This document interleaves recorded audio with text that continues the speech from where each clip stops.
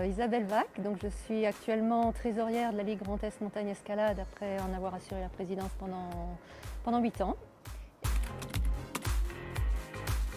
Alors la Ligue, c'est plus de 7000 licenciés maintenant, 70 clubs à peu près ou établissements affiliés. Et donc les activités, essentiellement l'escalade en salle, l'escalade en falaise, le ski alpinisme, le ski de randonnée aussi, et puis tout ce qui est rando montagne, raquettes à neige et les activités annexes. Alors, en sport durable, la première chose qu'on a faite, c'était quand on a fait notre premier événement Vosgissime, où on a demandé le label Éco-Manifestation Alsace. Donc c'était il y a 6 ans, 7 ans, enfin, avant le Covid.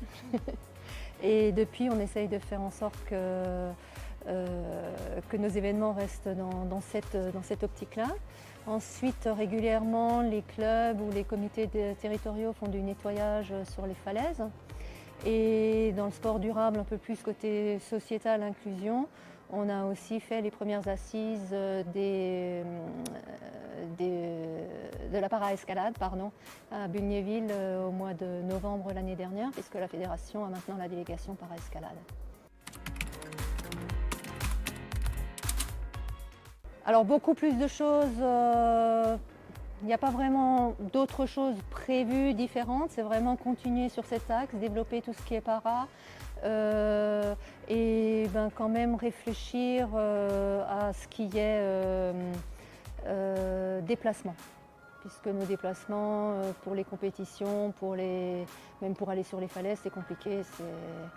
Ça prend beaucoup de temps et d'argent et c'est pas très bon au niveau bilan carbone, quoi.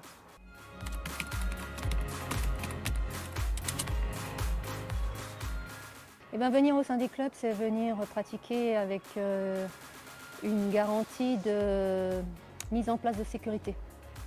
Et ça, c'est quand même très important dans notre sport. Dans les clubs, il y a de la formation. Et venez chez nous, quoi.